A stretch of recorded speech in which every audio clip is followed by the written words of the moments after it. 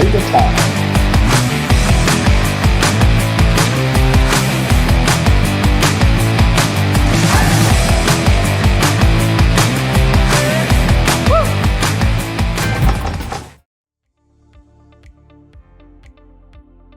Good morning and welcome to this week's edition of It's Chaile Time. Thank you for joining us. Today, the title is Toxic Excuses When Employees Point Fingers and Claim Constructive Dismissal. That's right. We're dealing with constructive dismissal today. It's going to be a bit of a detailed review of a case that I recently went through. In this case, the employee, quite a high-level employee in this specific organization, he was a payroll and a finance manager, and he eventually resigned and claimed a constructive dismissal. But in terms of this case, it's really a matter of an employee trying to pinpoint fingers to the employer in circumstances where the employer actually tried to assist the employee and tried to restructure his department and to decrease his workload. And it is my opinion that this employee was just full of sorry, I can't say those words. It is just one of those cases where you look back and you think, what's wrong with this guy? It's an employee where people are privileged to have a job, a fantastic employer, and you just ask yourself, what's going on here? How does an employee throw that status in life away? And there were extra things that happened. Like, for instance, the employee will send messages and swear at the CEO of the company. His wife will contact the CEO and start swearing at him. And I'm just like, what the hell happened here? Okay, so we're going to go through this case. Ultimately, the employee was late in his referral, 7 days late out of the 30-day timeline provided for by the LRA. And so he applied for condemnation naturally, and I happened to oppose it. So we received the ruling a few days ago, and it was in our favor. So fortunately, the commissioner also agreed with our version and instructed the CCMA administration to close the file on this case. So we're going to go through this. It may be a bit lengthy, but I think there's a lot of value in this case. There's just because there's been so much said. I really went out, had a lot of case law, referred to a lot of case law, and I made a strong case for what a constructive dismissal is and why, he was not constructively dismissed. Okay, so just in a nutshell, in terms of a storyline, this employee, as I said, was a payroll and a finance manager in a company, quite a high-level employee on a very good salary package. And in January 2025, the employee resigned. And then a few weeks into his notice period, he asked he and the employer had a discussion, for asking for the extension of his notice period. He agreed, he's going to extend his notice period with something like another month or two. And eventually he decided to withdraw his resignation altogether, and he continued working. And a few months later, he resigned again on the 13th of May 2025, claiming basically that the employer made the employment relationship intolerable. And he then, after pay date, the employer did not pay his leave. The employer believed there was some kind of arrangement that the leave payment will only follow a month or two later. He denied that, but be that as it may, he then immediately filed a Section 73A dispute. Now, for those of you who may not know, Section 73A, where you claim outstanding money, is an avenue that's available at the CCMA for employees earning below the earnings threshold. Now, that earnings threshold is currently, 21,812 Rand and 37 cents per month.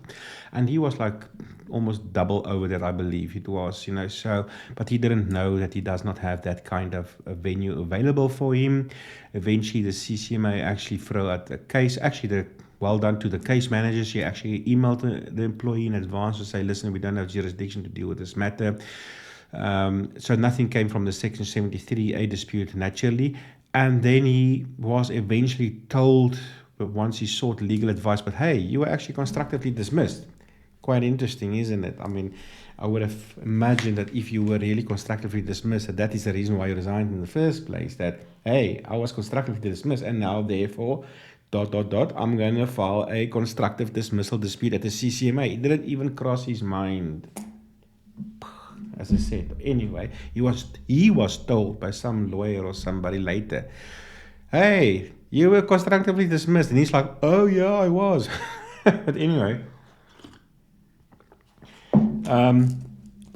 So, filed condemnation. You see, we oppose. He responded, and eventually, the eliminate process was dealt with by the commissioner at the CCMA, where it was in Johannesburg, and the ruling was in our favor. But now, okay, so constructive dismissal. Constructive dismissal is not necessarily per se addressed in the LRA or in a code of good practice, but it basically comes down to an employer making your employment conditions so unbearable, that it sort of compels you to resign. And sometimes employers do that. They will construe your circumstances. Maybe they will target you in disciplinary procedures, or start paying you late, or not pay your full salary consistently, or maybe start abusing you, victimizing you, harassing you, construing your circumstances that sort of compels you to resign. So our laws and our courts sort of endorses the concept that you've been constructively dismissed. But in order for the CCMA or the courts to have jurisdiction to deal with this kind of disputes, 3 elements must exist, okay? So the one is you must have resigned. So if you don't resign, then the CCMA, you're wasting your time, there will be no constructive dismissal. Secondly, your employment conditions must have been intolerable. Now that is a bit of a caveat, because what is intolerability? Nobody really knows. So that is part of case law that evolved over time, and we're going to go through some of these case laws, just to give you an indication as to the threshold that relates to intolerability, because, and it's not a subjective opinion, because the reality of the matter is, I have seen cases where an employee don't qualify for a travel allowance because for whatever reason, and then the company stop paying, temporarily suspending the travel allowance. Now it's a constructive dismissal. No, it's not the company making your life intolerable. It's you that's full of nonsense, né? Nonsense. In Afrikaans, hulle sê nonsense. What nonsense? It's nonsense. Jy is vol nonsense, verstaan jy? So you must adhere and qualify in terms of the company's travel allowance policy, okay?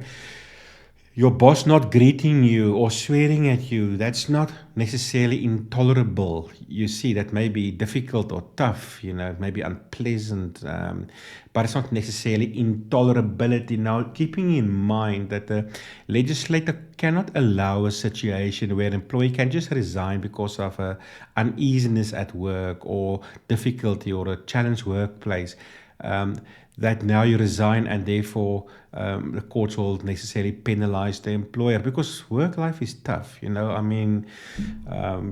Companies struggle financially, they struggle with cash flow. Sometimes you struggle with staff stealing and misconducting themselves and not performing well. So the workplace, it is accepted that there's an element of difficulty that's attached to a work environment. So you can't just resign. Employers must also be protected by malicious employees just resigning because my boss didn't greet me, you see. And he didn't greet me because he's actually sexist or something like that, you see. And therefore now it is a constructive dismissal case. No, so that is a second element. The work environment has been tolerable, and we'll focus and zoom in a bit in terms of how does a court see and consider what is intolerable. The third element is the intolerability must have been created by your employer, not Susie next door, you see, not a fellow colleague or employee, or especially not you yourself. Sometimes employees create their own intolerability, you see, and then they start blaming the employer.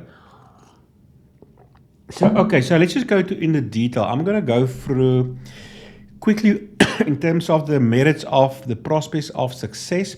Now, when you file a condemnation application, when you are late, there's a few elements that you need to address especially if you're the applicant, the employee. The first one is you obviously need to indicate the degree of lateness. With other words, how many days after your 30-day timeline that you have available are you late. In this case, it was 7 days. And then you obviously need to discuss your prospects of success. Why do you believe you'll be successful in a claim like that?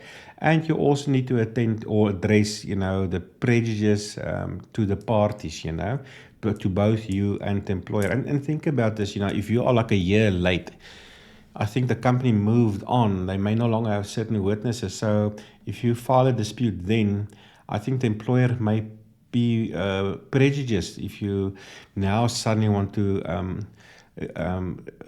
file a case that's been so late, So you need to address, the prejudice to you and to the employer.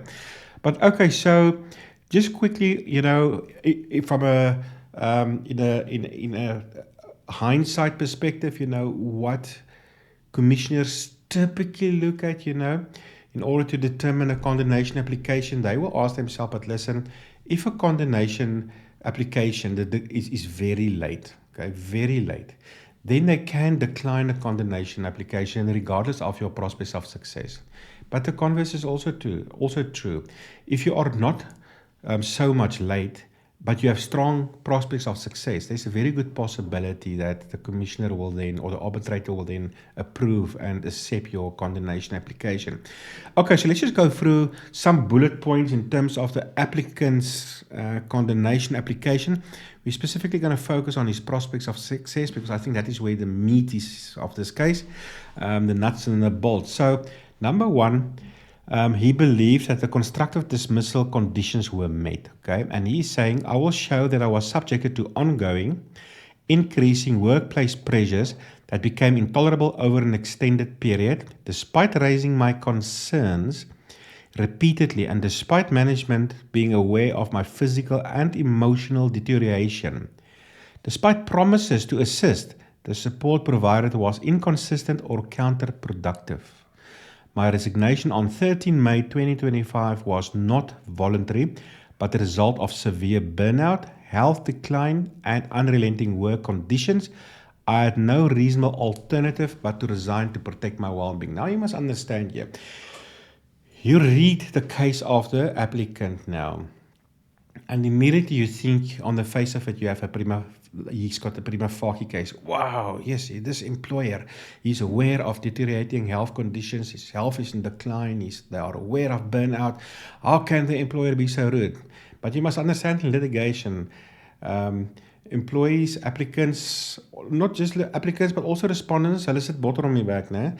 They like to sweeten the truth. The truth, it's not their version of the truth. It's not entirely the full scope and context of what really happened.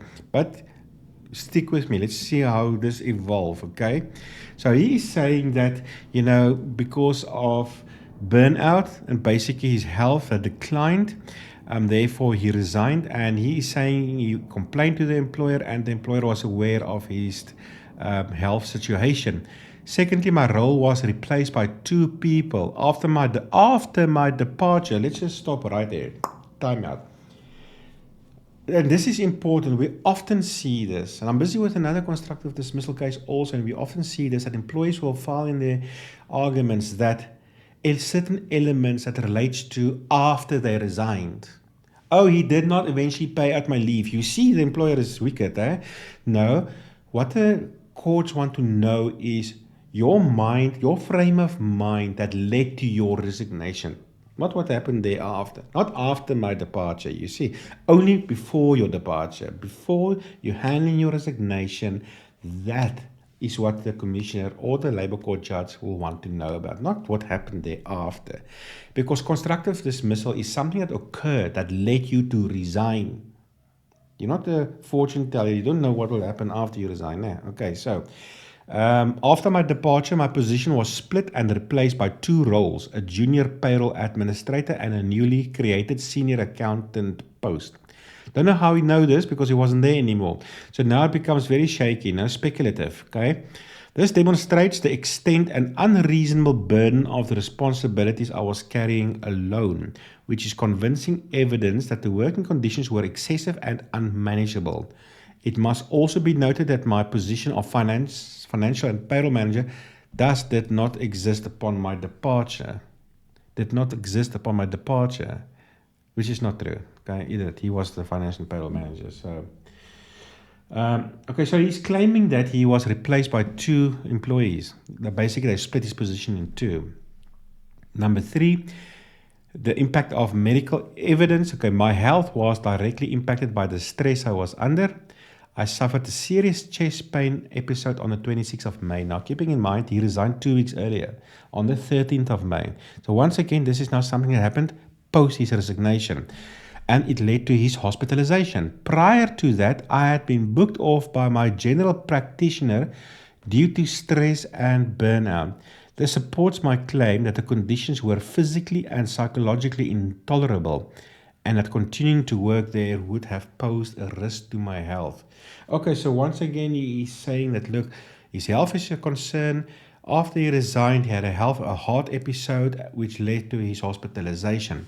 And then he's making a claim management was aware of the issues. Okay, I'd raised concerns on multiple occasions about the workload and unfair expectations, and attempted to find collaborative solutions, including restructuring of roles and a request for assistance. Despite this, the problems persisted. However, a failure on the employer's part to address the issues. So he's saying, okay, so there was restructuring. It sounds like, he made some requests for assistance. But interesting is he's saying, despite this, the problems persisted. Now, remember, in terms of intolerability, work life is something that's real. It happens. You may try to help and find a solution, but it doesn't mean the solution always works. That doesn't mean your employment relations, the employer is now making your life intolerable, does it? They are trying to help. So it seems by what he's saying here, the problems persisted. So it doesn't seem like there's an issue with the fact that the employer tried to provide assistance. He's saying, it doesn't work. The stress is still there, okay?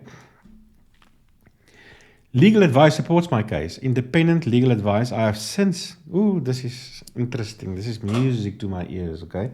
Independent legal advice I have since received confirms that my case meets a criteria for constructive dismissal. I followed internal channels, which is a lie, just by the way, and exhausted available options. Bother me back, né? This is where they try to sweeten the truth. I had a person a long time ago who told me that a lie is 99% the truth, but it's that 1%, you see. Okay, anyway. I followed internal channels and exhausted available options before resigning. Okay. I also tried to continue working and even delayed my original resignation in January 2025 in good faith, believing the company would resolve the issues. But this did not materialize. Stop right there. Okay, there he just shot a huge kaboom hole into his own constructive dismissal case. Why? Because he's saying, I tried to continue working. No. Intolerability is something very specific. If it's intolerable, there's no continue working. Because why? It's intolerable. Intolerable, means I can't continue like this. There's not, okay, I resign, then withdraw my resignation, then extend my notice period because I'm trying to make it work. Then it is not intolerable yet, okay? So, intolerable is very definitive. It's intolerable, I resign, I'm out. Done, okay? Employer, okay, then it's just formalities, administrative in terms of, we are allowed and we have the right to oppose, blah, blah, blah. Of course, we have the right to oppose. Okay, so let's just go through my opposing papers and arguments. We're going to go through a whole lot of provisions, but just keep in mind quickly, a bit of a timeline here. He resigned, and when he left, just thereafter it was payday, and he did not get his leave. So he immediately filed a Section 73A dispute. Within that 30-day window. Now, when I say 30-day window, I don't mean there's a timeline linked to a Section 73A dispute. I'm talking about the overall timeline now for the constructive dismissal case. There's 30 days. So in that 30 days, he did file a Section 73A dispute. And that's quite important, and we'll get to that a bit later, but that's important to know that within the 30-day period for the dismissal dispute, he filed a Section 73A dispute. So, right, let's go through how I oppose this and some of the key pointers and tips here, how we approach this matter. Okay. I started with, I attacked the reason of lateness, okay? So, among other reasons, this is my response now. The applicant provided a reason for his lateness, that he was mentally and emotionally exhausted, and that he was also briefly hospitalized in May 2025. I objected against this reason as the applicant is not making this submission in good faith. In his own words, he stated that he successfully submitted an online application for a Section 73A dispute on the 10th of July already. His medical condition tellingly played no role in his ability to file a CCM application. Keeping in mind that at this time he was still serving his notice, his final day at work was only on the 11th of June. His medical condition had thus no bearing on him being late. So he's saying part of the reason why he was late is because, he was mentally and medically ill and he was exhausted. So that's one of the reasons why he was late. But hey, hold on, sunshine.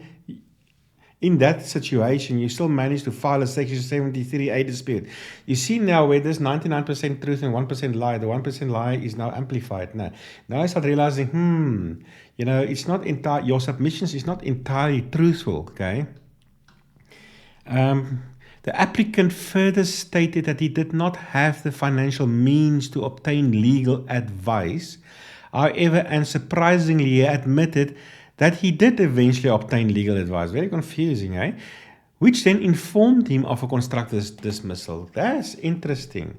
So I can only imagine how this was playing out, okay? So he went for legal advice and said, listen, this is a situation. And then the lawyer told him, listen, you were constructively dismissed. Then he's like, yeah, that makes sense. I have a problem with that. I mean, surely when you are constructively dismissed, you know that before you resign, right? And that's why you resign in the first place. Somebody doesn't have a month or a month and a half later, after the fact, to tell you, hey, you were constructively dismissed. So again, the submission made by the applicant is not in good faith and is misleading. In addition, the applicant was one of the highest senior managers in the company. During his time of employment, he received multiple salary increases and was handsomely remunerated at $47,000 a month. It is in South Africa a daily occurrence that employees remunerated much less than he successfully filed constructive dismissal dispute at the CCMA. Why make an exception for him? He's without an excuse, man. Come on.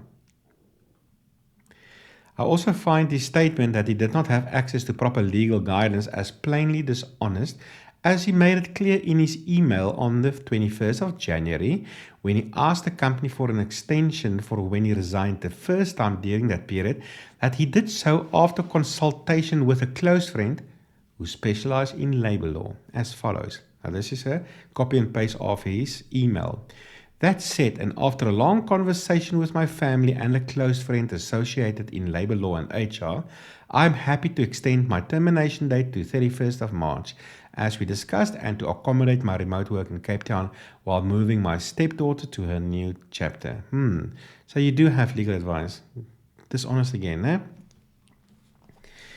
Okay, the applicant further stated that his reason for lateness is because of administrative confusion. He was saying Section 73A dispute, and then the case manager informed him they don't have jurisdiction. So this whole confusion, that also then led me to being late in filing my constructive dismissal claim. I respectfully submit that there was no administrative confusion. The applicant filed a Section 73A dispute. The CCMA case manager merely brought it to his attention that he would have to withdraw the case, as this vehicle was not available to employees earning above the earnings threshold. This is not a matter of confusion. If the applicant indeed resigned because of the respondent making the employment relationship intolerable, then he would have immediately filed a constructive dismissal dispute in addition to a Section 73A dispute. There was thus no confusion, as he was not constructively dismissed, had no intention of filing such a dispute, but only resorted to this avenue once he was informed that his Section 73 dispute was defective. So he was not trying to find a forum to vent or articulate his grievances, so he's not actually even sure himself what his problem is.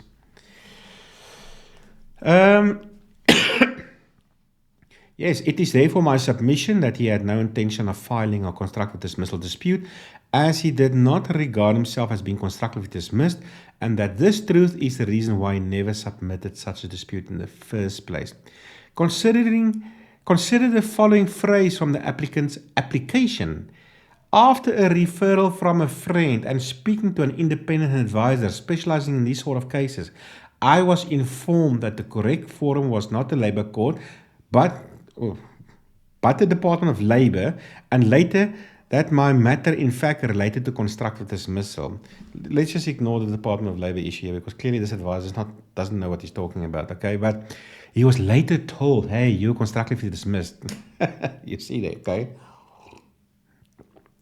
From this, it is evident that at the time of his resignation, he did not regard that the respondent constructively dismissed him.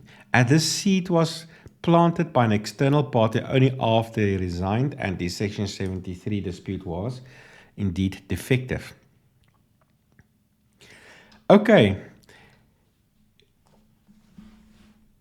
Let's go to prospects of success. So I addressed there the reason for lateness. Okay, prospects of success. The applicant stated that he resigned due to his deteriorating health and to protect his well-being. By his own admission, his resignation is related to his own view that he may be incapacitated, and not because of the respondent making the employment environment intolerable. So they're saying, there's a clue here. Listen, I have to resign because of my health. Okay, it can be that, the intolerable or allegedly intolerable workplace conditions sort of resulted or played a part in the medical condition. But be that as is may, here the statement says, okay, listen, it's because of my health, I have to resign. That does not necessarily mean the employer made the employment relationship intolerable. Okay, it should further be noted that at no stage during the applicant's employment, and this is important, was any medical claim of incapacity made, nor was any medical opinion submitted by the applicant that is unfit to work or that the work environment became intolerable for him. So at no stage did he actually send an email or anything to claim that his work environment is intolerable, nor was there any doctor's reports. He never even stated himself that he's maybe medically incapacitated. We're aware of sick notes where he will take off a few days or so. The hospitalization only occurred after he resigned. So the company were aware of typical sick leave, but no further claims made beyond that. And the employer is also saying that had he made these disclosures in terms of his health, that the company would have probably instituted an incapacity investigation in terms of Schedule 8 of the Code of Good Practice. The applicant also claims that increasing workplace pressure made his employment intolerable. I think that's sort of the heart of the case, no? The applicant raised issues he had with his work via WhatsApp. However, he never raised a formal grievance, even though the company has a formal grievance policy. That's interesting. There was WhatsApps. There were some emails, okay? But there's actually a formal grievance policy, okay, which he never acted on. The CEO has been very forthcoming. Now, this is telling you, the CEO has been very forthcoming and accommodating of the applicant. In a WhatsApp conversations on the 14th of May, the CEO told the applicant his concerns in his WhatsApp is duly noted and he can take his time until Monday to make a decision as to whether to resign or not. In addition, the CEO told him that he would initiate formal investigations in terms of what he raised in the WhatsApp voice note, so as to assess what the core issues were and what progress had been made. In addition, the applicant was invited to provide his input on what can be done to address any shortcomings and how to move forward, which he didn't do, by the way. The applicant just resigned, So he was invited to say, listen, you are making these claims that, you have a lot of workplace pressure. How can we try to resolve this? In response to the WhatsApp communication by the CEO to the applicant then responded via WhatsApp to the CEO, and this is quite important, thanking the CEO for the meeting they had and that he appreciated the steps that the CEO proposed and the intention to address the issues raised and to implement changes. It's quite interesting that he doesn't say all these nice things, in his application. Sure. Anyway, the applicant further acknowledged that there may very well be meaningful improvements on the horizon and that these improvements are exciting. Unfortunately, the applicant advised that he does not have the mental capacity or energy to hold out long enough to see through or deal with formal investigations and procedures. There he crashes his case. The employer is saying, listen, let's investigate formally. Let's try to implement changes. He's acknowledging how exciting these prospects are.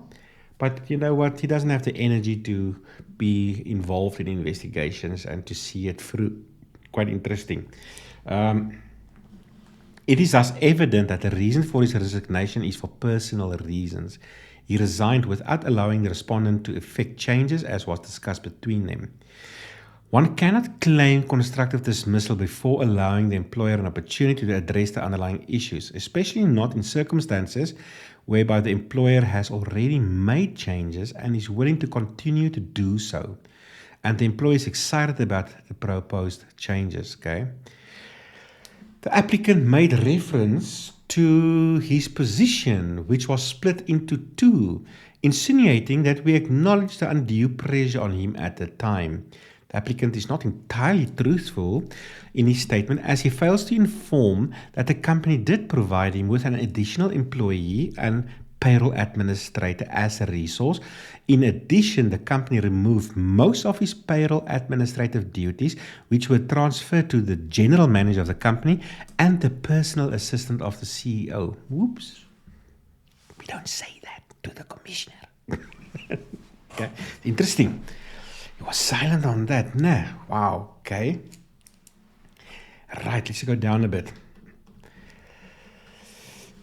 Let's deal with the email of the 21st of January. So on the same email dated the 21st of January, the applicant confirmed that one of the reasons for his intention to terminate his employment with the respondent was, I'm copying, I am seeking a fresh start, potentially something in a slightly different direction too. He wants something new. I think he's just tired of his career. Okay. But he doesn't say these things in his application, eh? Okay, so the applicant's condemnation application, he references workload and unfair expectations as reasons for his resignation, and that he attempted to find collaborative solutions to the problem, in addition to the allocation of additional assistance. He also stated that management was aware of the issues. But now, look at this. This is beautiful. Where is that? 6.4.14. The company indeed provided him with additional assistance as he asked for, as follows. The company appointed a payroll administrator to assist him, reporting directly to him. Number two, the company took most of his payroll duties away, as I already alluded to. But look at this one. In addition, the respondent gave the applicant multiple salary increases during his 2 years of employment. The applicant commenced employment on the 1st of September 2022. In April 2023, he received a 2.5% increase.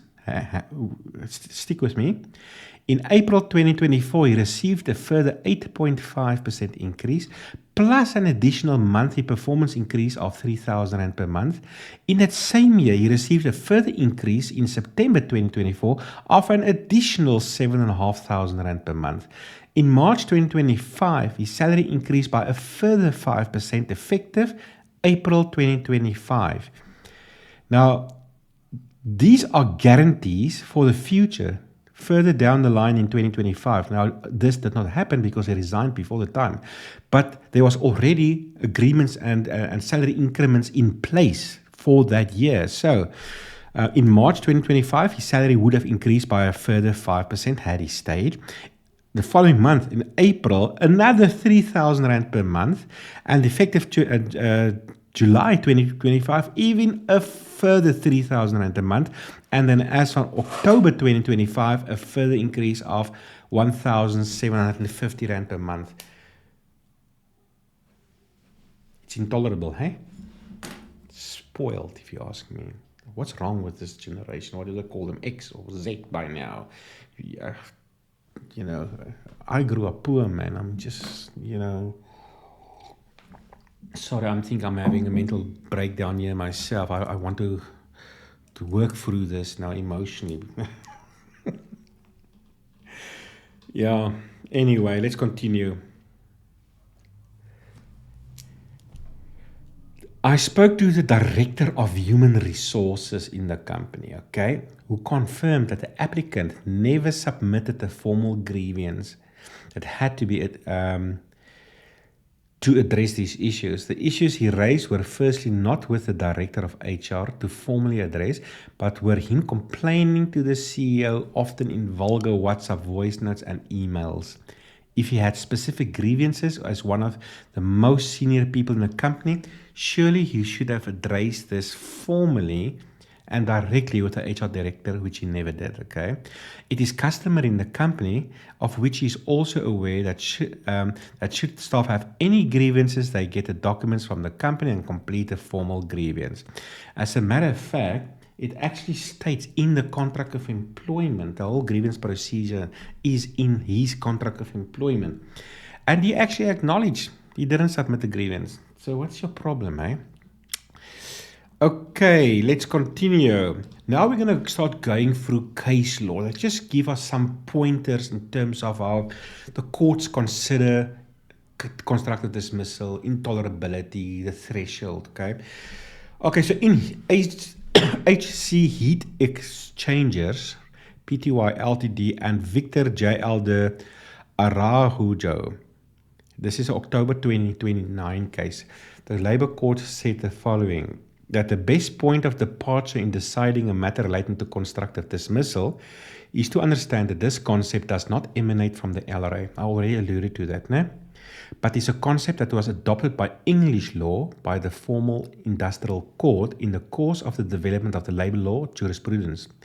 Under the former LRA, this concept entails a notion that there existed an implied term in the contract of employment of an employee that an employer would not conduct itself in a manner designed to bring about a destruction or material damage to the relationship of trust and confidence underlying the employment relationship. With other words, an employer also has a fiduciary duty towards an employee to act in good faith. Okay?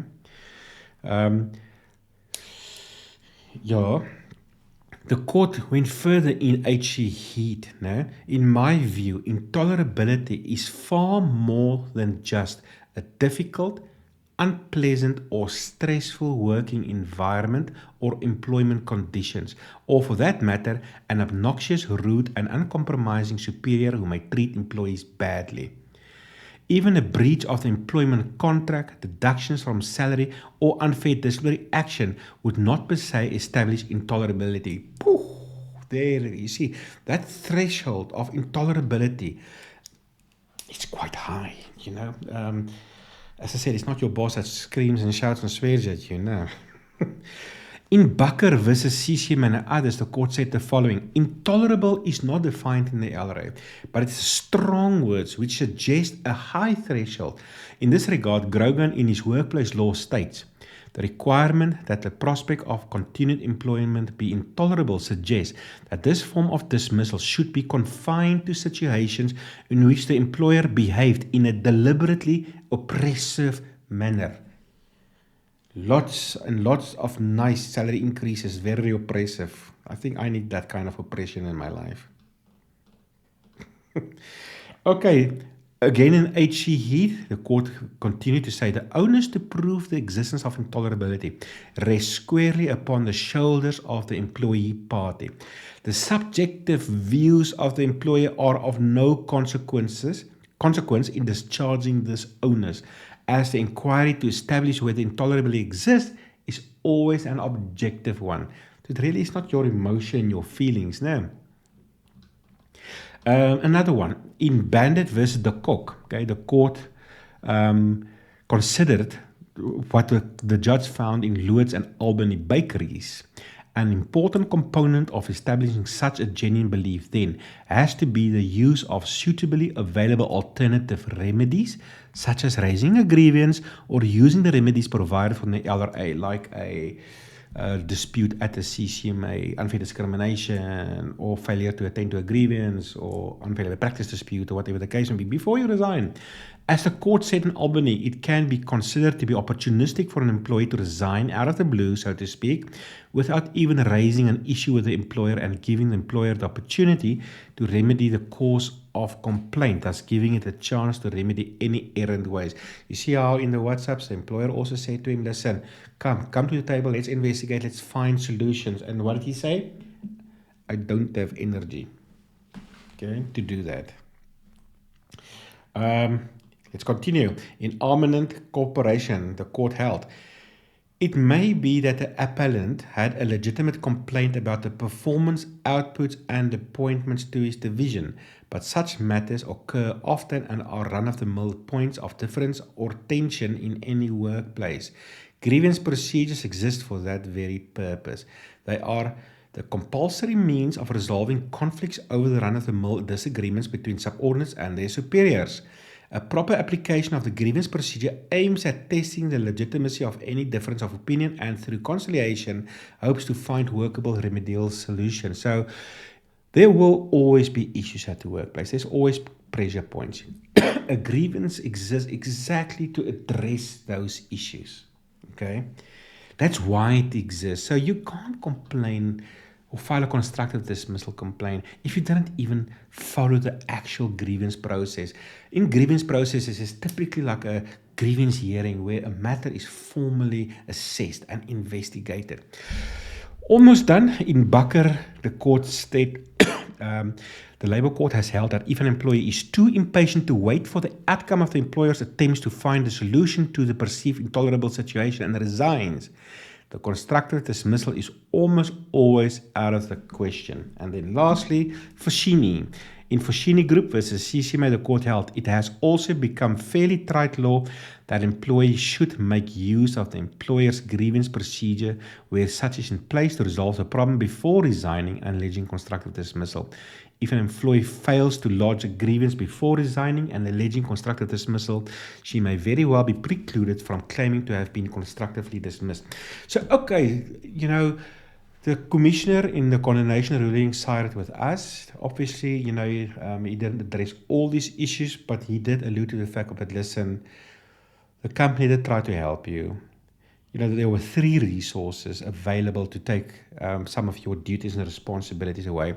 Also, very tellingly, the commissioner took exception to the fact that the employee actually did not file a grievance, even though it's in his contract, and he admits he didn't file a grievance. And then also, him resigning twice, in January, and then later in May, I believe it was now, on the 13th of May. He effectively gave 5 months' notice. The commissioner said, listen, if your employment relationship is intolerable, you don't give 5 months' notice. And I actually reference a case also there where an employee gave 7 months' notice and the court said, sorry, man, there's no intolerability here. So it was a good one for us. But even though I made comments that the employee was full of nonsense or whatever, I sometimes, but this is something that's important. It's actually close to me. I'm not a medical practitioner or a psychologist, but in my 20 years in IR, I'm starting to see that mental health issues are very prevalent in the workplace. And I'm starting to see that there's a lot of undiagnosed cases. And even though his medical condition was more related to his heart and so, there was no claim made about mental incapacity or illness or so. I always had the suspicion that, or in this case now, I had the suspicion that maybe this is a example of somebody who's got a mental incapacity to some degree, but it's undiagnosed. And now he's reflecting his own feelings onto the employer. And for me, he's sitting objectively, this is the employer is, the CEO is the kindest man from an employment space perspective that I actually know. He's workplace is not intolerable, not even remotely. There's a great culture in the company. Everybody is reasonably happy. It is just him. So that is my opinion. What I think is happening here, mental illness. Maybe we should have a podcast on the prevalence of mental illness in the workplace and the effect of this, because I really think that is probably what's going on here. But you can't always tell that to people because they'll think there's something wrong with me, But anyway, that is for this week. I hope you've learned something. This is just to shift through all the claims that employees make, when they file these kind of lawsuits, You need to really carefully digest what they're saying and compare it to the leading case law on the matter. And, to be successful in a constructive dismissal claim is very, very difficult. I'll easily say that by far the most constructive dismissal claims, they fail. But anyway, let me know. Give your views. We do take a look at the views in the description, the opinions, and so we comment from time to time. Let us know, and thank you for joining this week in It's Chaile Time, and see you next week. Bye-bye. Good morning, Harmony people. Let's have a look at some of the vacancies posted nationwide on our Harmony People's Network this week. First up, in Kempton Park, Picnic Factory is looking for a fleet controller. Also in Kempton Park, Spartan is looking for a payroll officer. There's a position in Keto Ridge Nettle for a HR graduate, and in Pretoria there's a position for a water and sanitation lead engineer. For the full information of the mentioned positions, how to apply, as well as more available positions, find the vacancy link in the description. You will also find a link to a useful video on how to compose a winning CV and have a successful interview. Tune in again next week for more Harmony vacancies.